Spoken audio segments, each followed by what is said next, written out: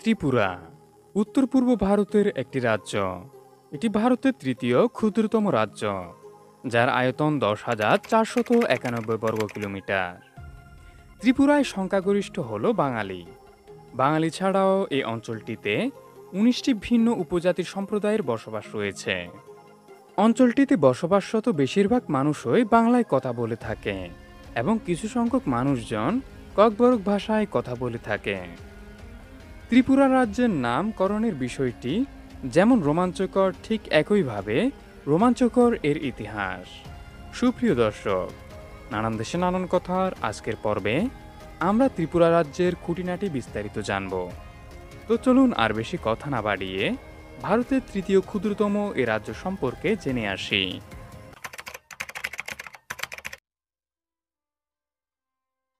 ত্রিপুরা উত্তর পূর্ব ভারতের একটি স্থলবেষ্টিত পার্বত্য রাজ্য। ত্রিপুরার রাজধানীর নাম আগরতলা। ভারতের 7টি সংলগ্ন রাজ্য রয়েছে। রাজ্যগুলো হল অরুণাচল প্রদেশ, আসাম, মণিপুর, মেঘালয়, মিজোরাম, নাগাল্যান্ড এবং ত্রিপুরা। এগুলো সম্মিলিতভাবে সপ্তভাগিনী রাজ্য নামে পরিচিত। ত্রিপুরা, গোয়া এবং সিকিমের পরে দেশের 29টি রাজ্যের মধ্যে তৃতীয় ক্ষুদ্রতম রাজ্য। ত্রিপুরার পশ্চিম, উত্তর ও দক্ষিণে রয়েছে বাংলাদেশ ও পূর্ব দিক জুড়ে রয়েছে ভারতের আসাম এবং পূর্বে মিজোরাম রাজ্য। আসামের করিমগঞ্জ জেলা এবং মিজোরামের মামতি জেলার মধ্য দিয়ে যাওয়া জাতীয় মহাসড়ক দ্বারা ত্রিপুরা অন্য রাজ্যের সাথে যুক্ত হয়েছে। ত্রিপুরা স্থলভূমি বিভিন্ন পর্বতশ্রেণী, উপত্যকা এবং সমভূমি দ্বারা গঠিত।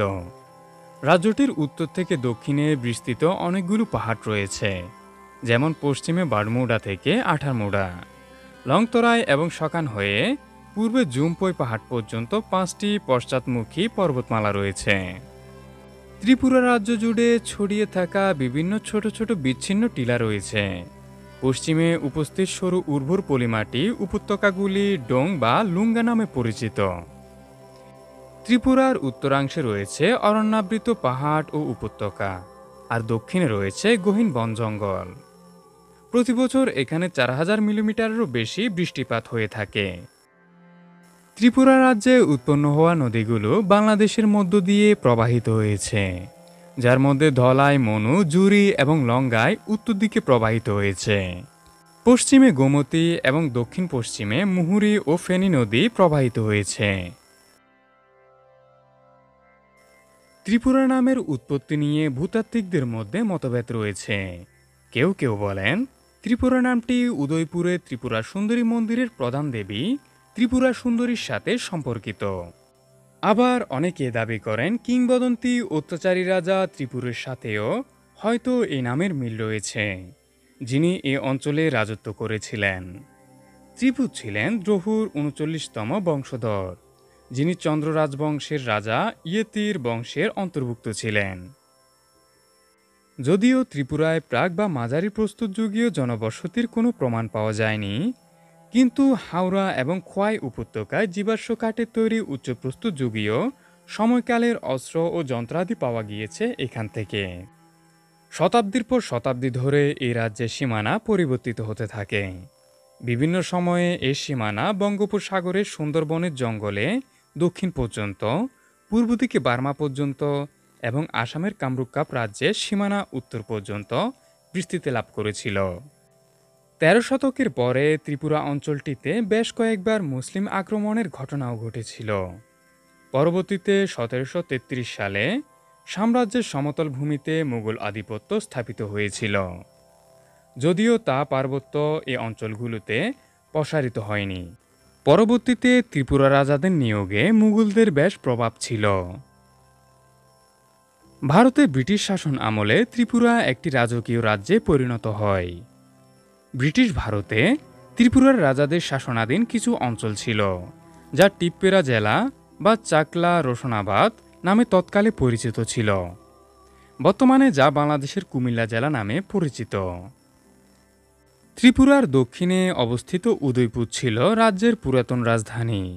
পরবর্তীতে রাজা কৃষ্ণমাণিক্য 18 শতকের দিকে পুরাতন আগরতলায় রাজধানী স্থানান্তর করেন। 1947 সালে ভারতের স্বাধীনতার পর ব্রিটিশ ভারতে অন্তর্গত টিপ্পেরা জেলা পূর্ব পাকিস্তানের কুমিল্লা জেলায় পরিণত হয়।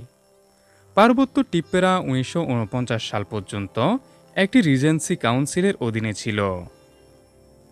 এরপর ১৯৪৯ সালের ৯ সেপ্টেম্বর ত্রিপুরার মহারানী ত্রিপুরা একীভূতকরণের চুক্তিতে স্বাক্ষর করেন, যার পরিপ্রেক্ষিতে ত্রিপুরা ভারতের তৃতীয় শ্রেণীর রাজ্যে পরিণত হয়। এরপর ১৯৫৬ সালের নভেম্বরে আইনসভা ছাড়াই ত্রিপুরা কেন্দ্রশাসিত অঞ্চলে পরিণত হয় এবং ১৯৬৩ সালে একটি নির্বাচিত মন্ত্রণালয় প্রতিষ্ঠিত হয়। ১৯৭১ সালে উত্তর পূর্ব এলাকা পুনর্গঠন আইন ১৯৭১ দ্বারা ত্রিপুরাকে পূর্ণ রাজ্যের মর্যাদা প্রদান করা হয়। ত্রিপুরা হল আসামের পরে উত্তর পূর্ব ভারতের দ্বিতীয় জনবহুল রাজ্য। ২০১১ সালের জনগণনা অনুসারে রাজ্যের মোট জনসংখ্যা হল ৩৬,৬৭,৩০৯ জন। ধর্মের দিক থেকে এই রাজ্যে হিন্দু ধর্মের অনুসারী ৮৩.৪%, ইসলাম ধর্মের অনুসারী ৮.৬%, খ্রিস্টান ধর্মের অনুসারী ৪.৩৫% এবং বৌদ্ধ ধর্মের অনুসারী ৩.৪১%। কৃষিকাজ এখানকার মানুষের জীবিকার প্রধান উৎস। এদের মধ্যে চা সবচেয়ে গুরুত্বপূর্ণ ফসল। এছাড়াও এখানে পাট, তুলা, ফলমূল, গম, আলু এবং আখের চাষ হয়। ত্রিপুরার আগরতলাতে ১৯৮৭ সালে ত্রিপুরা বিশ্ববিদ্যালয় প্রতিষ্ঠিত হয়। ত্রিপুরায় ৮টি জেলা রয়েছে। ১৯৯৩ সালে বিচ্ছিন্নতাবাদী উগ্র কার্যকলাপের প্রেক্ষিতে এখানে রাষ্ট্রপতির শাসন প্রযুক্ত হয়। পরে গণতান্ত্রিক নির্বাচনের মাধ্যমে পুনরায় নির্বাচিত রাজ্যে সরকার প্রতিষ্ঠিত হলে রাষ্ট্রপতির শাসন প্রত্যাহার করা হয়। বর্তমানে ত্রিপুরা ভারতবর্ষের সবচেয়ে শান্তিপূর্ণ ও নিরাপদ রাজ্যগুলোর মধ্যে একটি।